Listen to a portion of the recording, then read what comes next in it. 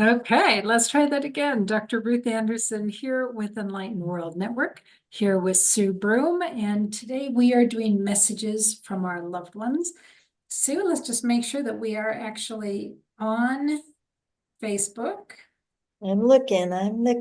Facebook is oh, yep. Okay, all right. Yay, so here we go.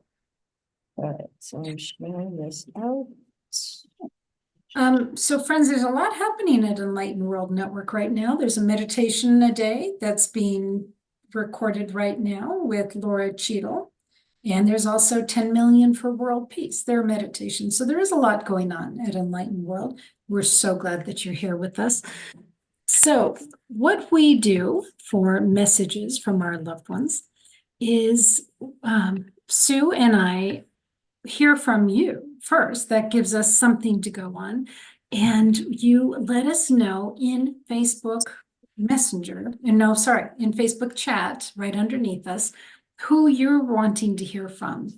And then we go into that energy of feeling your loved one. And what are we smiling at, Sue?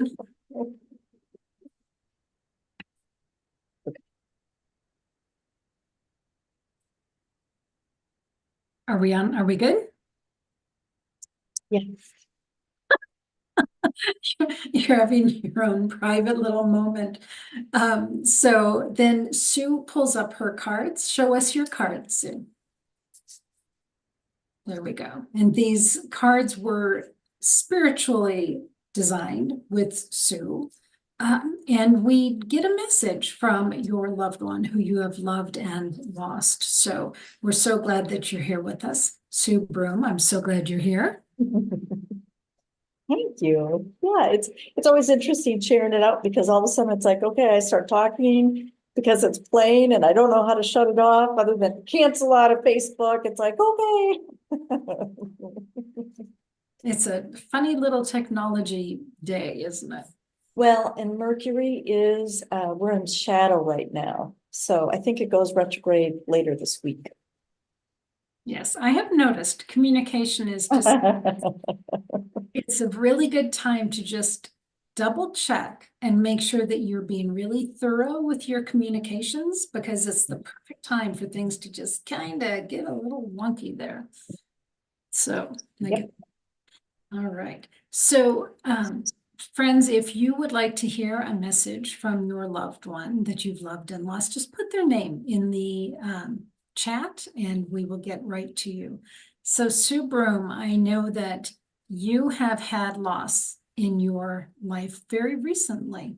Actually, we were watching it as it was rolling out over the last couple of months, and there you are. So, is there any part of that experience that we might be able to unpack today that would be helpful for our friends to understand life and loss and the grieving process? So two things I want to share. So this is my neighbor for those of you, you've heard me talk about my neighbor, and I don't usually use this name. But so my neighbors they're about the age that my parents would be. And actually, I think both of them are a year or two older than my parents would be. And not that I was ever drawn to them as, oh, they're my parents, nothing like that. But I had such a friendship. And he was one of these, southern drawl that came from Illinois, but the more southern. And hi, how you doing? And he was just always so friendly. And I liked him right from the start. And it was a few months after I met them and I couldn't figure out who is it that he reminds me of. And he reminded me initially of a little bit of each of my grandfathers. Now, keeping in mind, my grandfathers, they died in the 60s and the other one, I think, in the 80s. So a long time ago. Well, on Saturdays or Sundays, most weekends, not every weekend, but most weekends, I would go over there and have coffee while they ate their breakfast. And we'd be sitting around the table and, you know, many times stories would come up or something would be said and we'd all start laughing. You know, so there was just a lot of fun. Well, near the end, he had fallen, and so his health had gone. It was getting worse, but it went down rather quickly after the fall, and he had surgery with his hip and all that. And once he came home, he and it was a couple days after he made the decision to go on hospice. And they got a hospital bed in, you know, bam. And I remember the first day, I knew the hospital bed was there, and so I went over there to visit with him. And he was totally undistinct. I mean, couldn't understand what he was saying. But I walked up to the hospital bed. I walked up to his bed. And I got like this close, you know, within an arm's length. And his eyes were the bluest I have ever seen them. And he was talking, and I had no idea what he was saying, but we locked eyes. And I swear we locked eyes for the longest time. And it just felt like in that moment, there was so much said between both of us. And I know you shared what you were getting with this, you know, that it was like, thank you, and I love you. And I think that there was that interaction that was going back and forth between both of us, but the blue of his eyes just have stuck with me. So that's one thing. And it was, you know, I think the reason I'm sharing this is because you don't have to say anything for things to be said. Right. And that was really important because it was, I mean, from the time that he came home on a Tuesday, on Wednesday, I made sure and made him rice pudding because he loved my rice pudding. And he got that little, you know, childlike excitement in his eyes when I took it over there. Hospital bed came on Friday and he was gone on Monday. You know, once he made that decision. And I think, and I'm getting chills, and I think that's really important for people to understand is it really is. People are wrestling through things we don't know. But once they make up their, you know, get their business in order, it may go really fast. It may go within hours. It may go within a week. I mean, it was less than a week for him. So, no, before I tell the next story, did you want to add anything there? I wanted to ask something there. So Okay. when you sit in that energy of his blue eyes, what do you get? Why was that so meaningful for you? Because he locked eyes. And he wouldn't always do that. And it was like neither one of us wanted to look away. And I think that's what really stuck with me is because it wasn't like him, but it was needed at that time. Because from that moment, trying to think, yeah, after that I saw him and he was unconscious, sleeping, you know, whatever label you want to put on it. He wasn't there. And though I couldn't understand the words that were coming out of his mouth, there was a lot of communication. So I think that's what stuck with me. And that's what drew me in, because I didn't want to look away. Yeah. Yeah. Very sweet. And your comments about once someone decides that they're done, how quickly Mhm. go. It is fascinating. And I think just one story, my mother-in-law, God bless her, had cancer and she was told she would always be on chemo. You know, you will be on chemo all of your life. And then the day that they said to her, okay, we're done doing chemo, and she said, well, what do you mean you're doing this my life? And they said, well, it's not doing you any good. So we're done doing that. And she was dead just in days, right? It was like, oh, I guess I'm dying. So therefore I'm dying. And, and it was really like she had decided, as you said, she had decided she was done. And what I have noticed with folks is the limited number of folks that I've been with as they're passing, there's all of this energy toward I'm living. I'm working on living, I'm living, I'm living, I'm living. Right. And then when there's that moment that it switches to I'm dying, I'm dying, I'm dying, it's a whole, and I'm just getting goosebumps talking about that. It's a whole different energy and it just sets everything in motion for them to be making that transition. Just interesting observations. Well, and along those lines, another quick story about him. And this was Thursday. So this was, I went over there and his wife had told me that because he had come home from rehab after surgery and all that, that there was different exercises that he needed to do in the seated position. And that was part of, exercises that he had been shown how to do and to help keep him at home. And they had moved a chair into the TV room, and it was a chair because it had arms on it, so it was easier for him to push up in. Okay, so he's sitting across the room and his wife is in another direction, so we're kind of making a triangle, but he can't see her face and she can't see his face. And I looked at him and I said, so I hear that there's some exercises that you're supposed to be doing or that you can do sitting in the chair.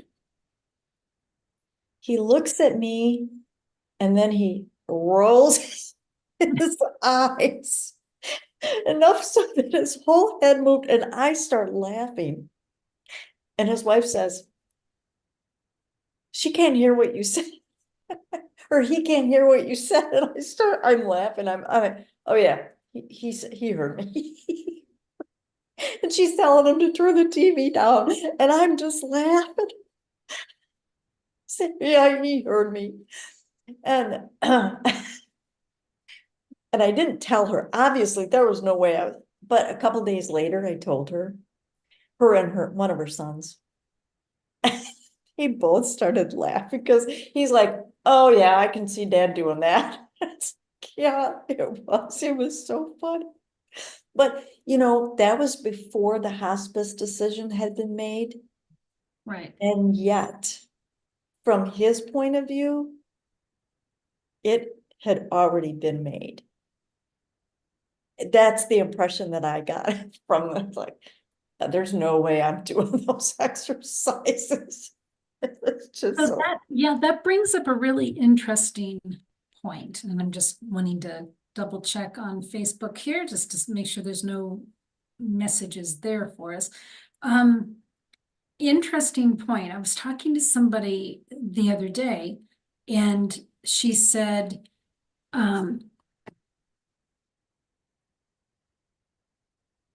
she was not taking care of her health, right? And diabetes and pretty significant impact with blood sugar issues and not taking care of the insulin and the glucose meters and all of that. And she said, I'm not trying to commit suicide, but I'm not trying to prolong my life. It's a fine line. Yeah, it is. And I've seen that with other folks too, that, yeah, I know I'm supposed to do the exercises. Yeah, I know I'm supposed to do Sudoku, right? Do whatever to keep my brain functioning. Not gonna do that. Right. Yeah. And it was very clear that he wasn't, but that moment with him doing that and me laughing. Because there were times when I'd be sitting at the breakfast table with them and they're going back and forth bickering, about people that have been married as long as you and I have been alive, Ruth, bickering back and forth. And you feel like you're watching a ping pong, and then I'd start laughing. I remember the first time I started laughing, and I didn't say anything, I just started laughing. And they each look at me. At first they were like, what is she laughing at? Oh, I guess she's laughing. And then they started laughing. Laughter is such a wonderful relief, and it shifts the energy. Laughter is fabulous. Yeah. Yeah. So have you experienced feeling like you're feeling him or seeing him since he's passed? Okay, here comes the story. And I know you know this because I shared it with you. I think I probably told you that day. And I should have kept track of what day it was, because I think it was the day that he passed away.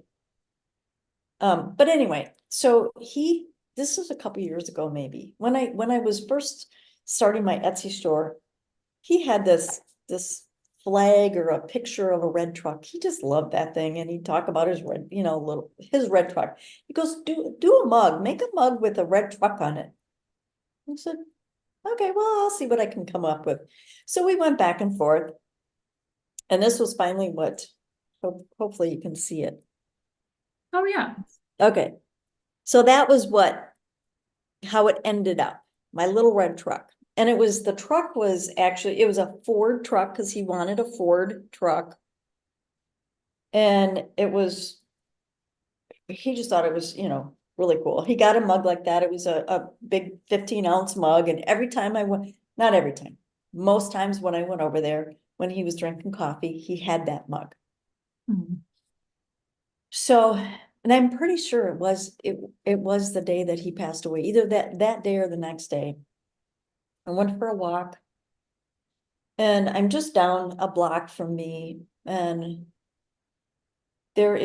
somebody has their Peterbilt semi, the cab, and they have it parked in their driveway, and it just barely fits, and they have it backed in, and I'm like, dang, that's a big the Peterbilt is as tall as me.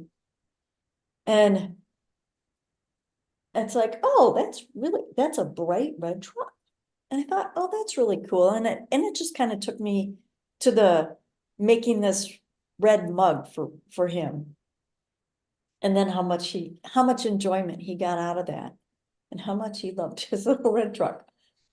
Well, so I walk a couple more blocks, and all of a sudden I see, and it was like how they have those miniature cars for kids, where it looks like it's a human, an adult thing, but they have it miniature.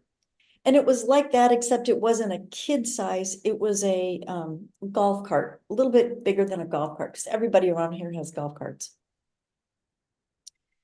And it was big enough that in the back it had a bed like a truck bed, because there was a big dog in it.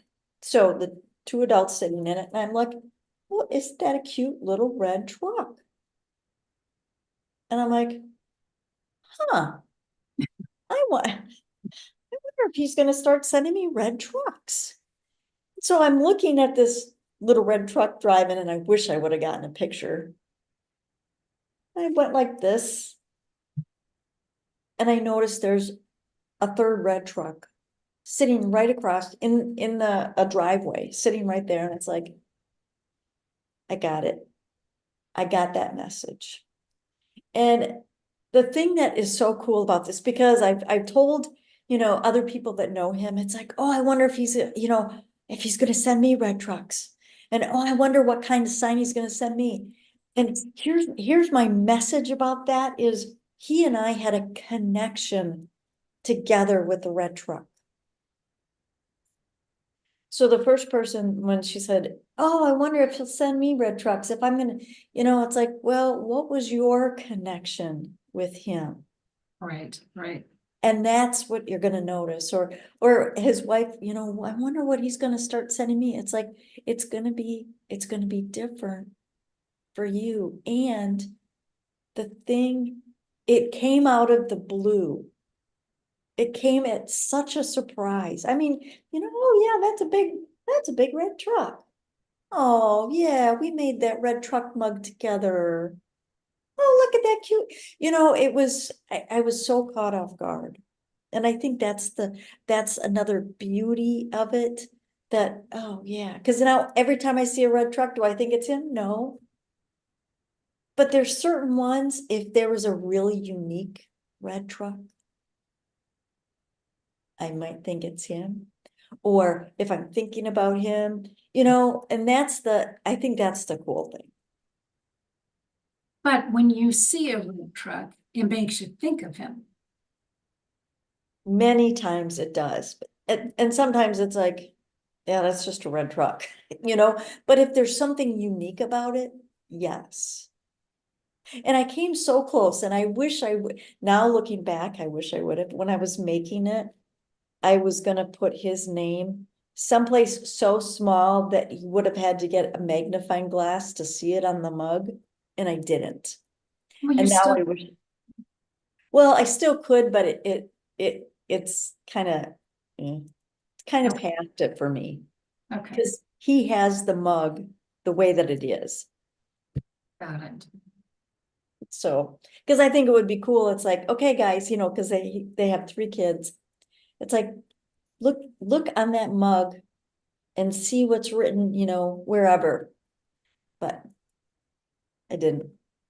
Yeah, that's sweet.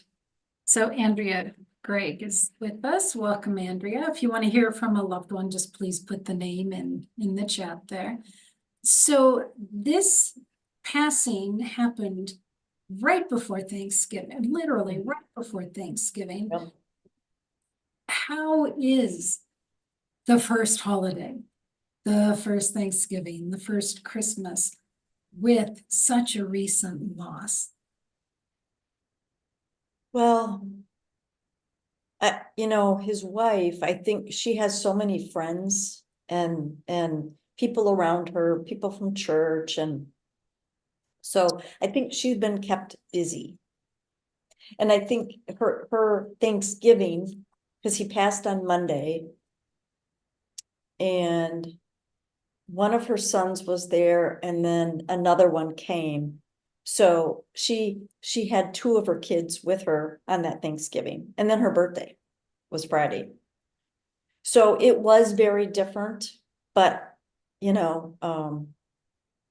and I think she's gonna do something different on Christmas. She's inviting friends over. I'm one of the friends. But something different on Christmas Day. And for me, it was interesting because I didn't spend holidays with them. Partially, here's the thing. It's like, I'm vegan. So it's like, he'd always say, what do you eat anyway? Because he'd talk about his slabs of meat, and I joke around to a point, but when his wife kept showing me pictures of the wild boar or whatever they are in Hawaii, that it's like, I don't need to see dead animals hanging anymore. I really don't. So thank you very much. I understand you eat meat. I don't. Yeah. But, and I didn't realize it because it had been a transition. But since he fell, I hadn't been over there on a weekend because he wasn't there. And she was, getting rehab and hospital and back and forth and all that. So all of a sudden the other day, I realized it's like, I really miss those mornings when I would go over there. I think that I don't know how much either one of them, I mean, he does now, but realize how I really appreciated that. And I would share that with them, but I don't think they got it. I think he got it. I think he got it. Because one of the things, and this was probably the last couple of months before he fell, is she would do swimming on, sometimes on Saturday morning, so I would go over there and hang out, either he was at the kitchen table or he was in the TV room, but we just chat. And because one of those times he says to me, so-and-so wants me to do this, and so-and-so wants me to do this, and so-and-so want, I said, well, what do you want? I said, it's not for you to tell me, but what do you want? He gets this really contemplative, he goes, I don't know. And he really, at that time, I really don't think he did. But I know what he was living through, because he had a blood disorder. So it was causing a lot of havoc the last several months. It was not a fun time for him. And he was doing it for everybody else.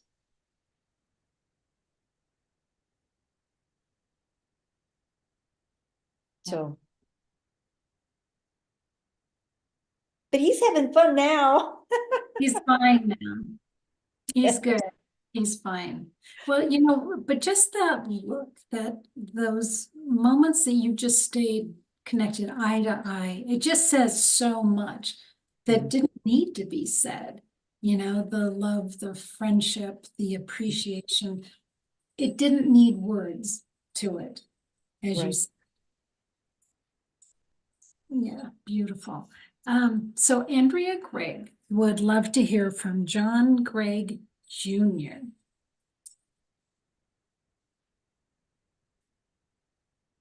All right, let's see. My chimes are going crazy. I don't know if you can hear it. I hear him every once in a while. Yours are harder. So how far away are your chimes from where you sit? 8, 9 feet. Oh, yours are quite okay. Yeah. Mine are about 5, maybe. Yeah. That's why yours are louder. Yeah.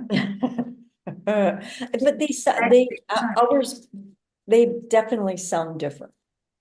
Yours are much higher pitched. But I think ours are the same brand, because I think Yeah, they are, because I showed them. It's like, that's what you wanted. All right, let me see.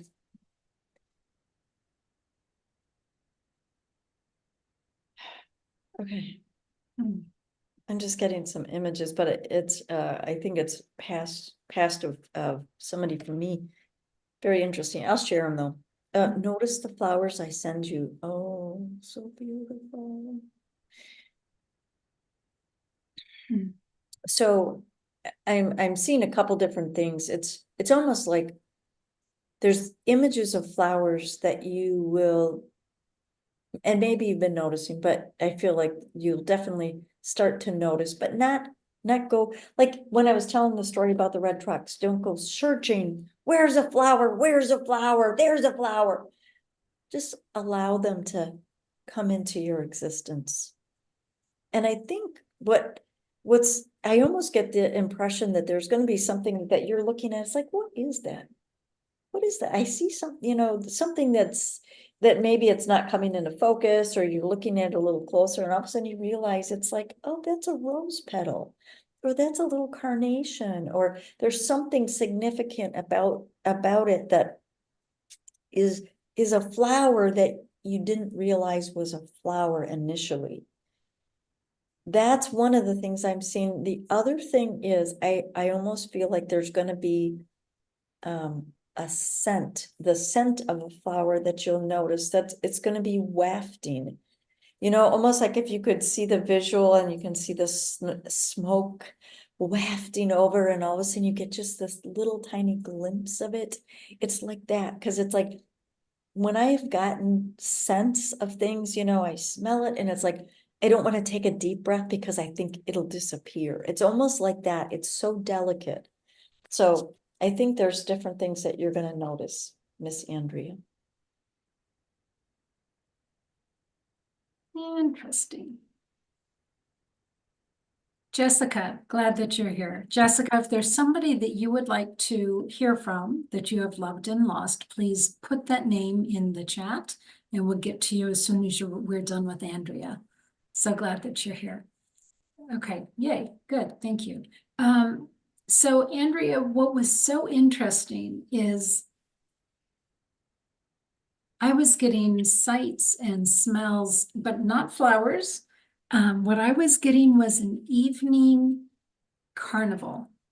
And when the carnival comes into town for like a weekend or maybe even a week, but they set it up and everybody looks at each other and thinks, I'm not riding that thing because, don't know who was actually putting these things up.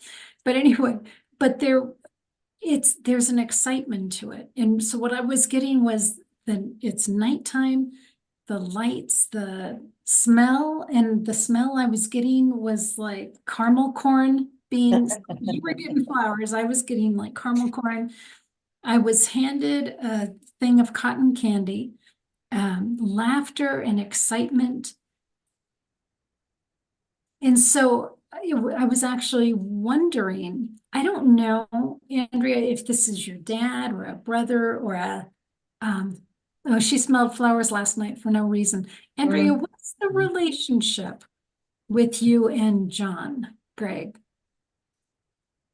I don't know if you all ever went to a carnival together or if his role in your life was to be a little fun, a little spontaneous, a little, lighten your day kind of thing, like going to a carnival would be. Your father, okay. Did you ever go with your father to one of those traveling, it's a carnival, a traveling carnival? Or did he bring that kind of energy into you?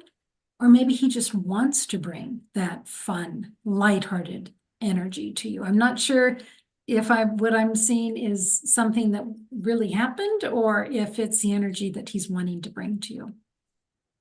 So that's what I got. And I have a question for her too. Since it's her father, then my first visual makes sense, more sense, I should say. Was he a soldier? Was he in any kind of because the image I'm getting is almost like, the little army men that kids play with. It's kind of like that setup, with the hat, that kind of hat. And fatigues. And it's just a quick glimpse, but so I'm just curious if that is She related. said, not that I recall, he brought that energy. She said he wasn't a soldier, but he brought that energy of excitement and fun and entertainment and yeah. Interesting. So Sue, you had said you caught a glimpse of something. You weren't sure if it was for Andrea or for you. Was that the soldier energy? That was it, because I had I had two cousins who died in it was Vietnam, and one was named John. So I mean, it was, I don't even know if I ever knew them, but I'm pretty sure it would have been the Vietnam that they passed in. So Yeah, that's why I was just wondering, because it was just like, those glimpses. great. Well, she smelled flowers last night, which is cool. Yeah. It's fun carnival energy. Yeah, maybe you can feel into that a little bit. That's sweet. Very sweet. Okay, Andrea, thank you for that. And we've got, where did you go? Jessica Michelle. Jessica Michelle says, I've never tuned in here before. Check it Hi, out. Miss Jessica. So Jessica would love to connect with Daniel. Well, hopefully you heard the red truck story, Miss Jessica. I was talking about it yesterday. I said, yep, gotta tune in tomorrow to hear about the red truck. Do you know Jessica? I do. Oh, nice, Miss nice. Jessica and I have spent an interesting afternoon together, haven't we, Miss Jessica? Oh, yeah. She knows. All right, there it is. Miss Jessica. Hmm. Oh, I love when you invite me into your day. Oh, this was so beautiful. You know, I think we forget sometimes to invite our loved ones into our day or into, maybe we're doing an activity like for my mom. Her and I used to hike together, walk in the woods. And I think it's inviting them. I think there's asking them but there's something about inviting them. Hey, come along with me or come make this. I don't know what your relationship with Daniel was, but it's like invite them into that memory or invite them into an activity where it's similar to what maybe something that you and Daniel had done, or just having fun, like what Ruth was talking about for Andrea with the carnival. It's like, well, if you're going to go do something fun, it's like, come on along, Daniel. And it doesn't matter how old or young Daniel may have been when he transitioned, he can still come along because his energy is energy. So, and I think it also, what I get out of this is inviting them into your day. I think it allows you to learn more about them, inviting them into your time and space. And just spending, because even though they're not here physically anymore, it's still time that you can spend together. Oof, wow. I love that. Thank you. So Miss Jessica, there you go. Jessica, I am really curious what the relationship was with Daniel and what the age was, because it's just so interesting that you brought that up, Sue, because I was getting that, and so I've always have more questions than answers on these. But the first thing that I saw was this, it looked like the old family den where it's got the brown wood paneling on the walls and it just feels like a cozy, warm environment, homey environment. And then I saw a target and like a bullseye, like darts, I don't even know that it might have been darts because I didn't see like a bow coming out of it, so I think it was darts. So thinking of the old family den and playing darts. And I heard laughter and I smelled hot chocolate, and then I saw a baby picture. And the baby picture was in black and white.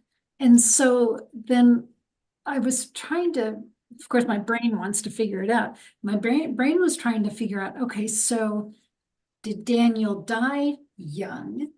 Or did you know each other since childhood? Or what is the baby picture about this scene?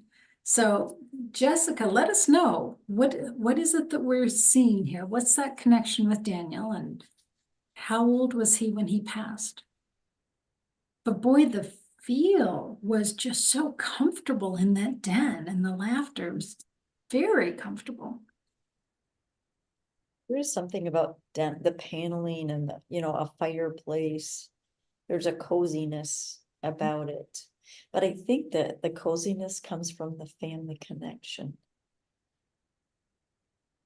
Yeah, so they were in a romantic relationship together for 7 years. He was older than me. Yeah. It feels very comfy. So what's the baby picture, I wonder? Jessica, does the baby picture mean anything to you? Hmm. You know, and sometimes I think it is just a,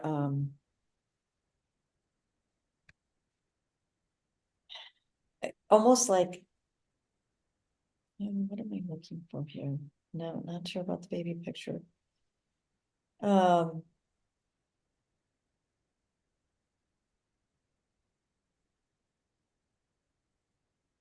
the innocence. Uh,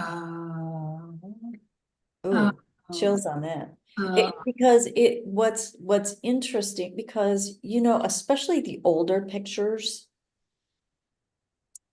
there was, people would take their, you know, babies to a special photographer, and I don't think people do, maybe people still do that, but oh, he was 15 years older than me. I was gonna say, Miss Jessica, you're so, that's Jessica's innocence, perhaps. and that could be because she is very young. I've met Jessica in person. She is very young. But there is an innocence, and I think even in, there's something about the black and white picture that it's like not only the innocence, but you can color it any way you want. Uh, 30, see, you are a youngster, Miss Jessica. 30, I'm 31. Oh, to be 31 again. No, thank you. thanks. Oh, but yeah, that's, at least that's what it feels like to me. And it was, because I can see the picture, but it's like, okay, what it, oh yeah. Yeah, the innocence, because it's like this whole expanse ahead, and it's just like there's, you know, there's baby pictures that where the, to get the baby to laugh and the chubby cheeks. Yeah, innocence. You know, Jessica, I have no idea how the relationship ended, but here's a cool thing. Spirit never shows us, at least it hasn't for me. Maybe it has for you, Sue. Spirit, our loved ones who have passed never show us, oh, I was so mad at you when we broke up, or oh, you let me down, or oh, you shouldn't have done whatever. Spirit doesn't show us that. Spirit has continuously shown us the love, the love that was there. And, here it is, we're shown this very comfortable room and the laughter and the fun and who knows how it even ended up. It might have ended up very acrimonious, but that's not what spirit thinks of. That's not what spirit remembered. Yeah, it is interesting. But there's also, it's going back to the paneling. If he's 15 years older than you, because it's like, yeah, Jessica, I don't think they do paneling anymore these days, but it definitely was something from when Ruth and I were younger that they did to a lot of a lot of basements. You know, we had paneling in our basement. But you know what? Does the paneling signify him as being older and the baby picture signifying her being so Mhm. much younger? Well, and that's kind of what because it feels like the paneling has more to do with him, and the baby picture is the, and I think not only the innocence of her, but the innocence of a relationship, of being in love, you know, because 15 years different, a lot, people might look at that, it's like, oh my gosh, there's a big age difference there. That's And it's good. like, my ex-husband was 11 years older than me, and I didn't think anything about it, it's like, but it's, it's the feeling, the emotion, the love, there is no age. There is no paneling and baby picture. It's just, you just love each other. Yeah. Ooh, that's fun, Jessica. Thank you for giving us this opportunity to explore a little bit into your and Daniel's history. Yeah, thanks for popping in. It is the first time that you've joined us for this, so I'm glad that you did. And yes, you'll have to go listen to the red truck story. Yeah, very cool. Well, Andrea and Jessica, thank you so much for being here with us today. Sue Broome, thank you. Is there anything else that you would like to share for messages from our loved ones and thinking about the holidays? I'll just a quick play on the card that just got pulled for Jessica is invite them. Invite them into your day and into the holiday spirit. Because whether it was a past relationship or a parent or a grandparent or a sister or a sibling, or I guess they're the same thing, or a kid, it doesn't matter. Invite them into your holidays and invite the love that you shared, that you still share, because that is what keeps the holidays alive. That's what the holidays are all about, is the love connection.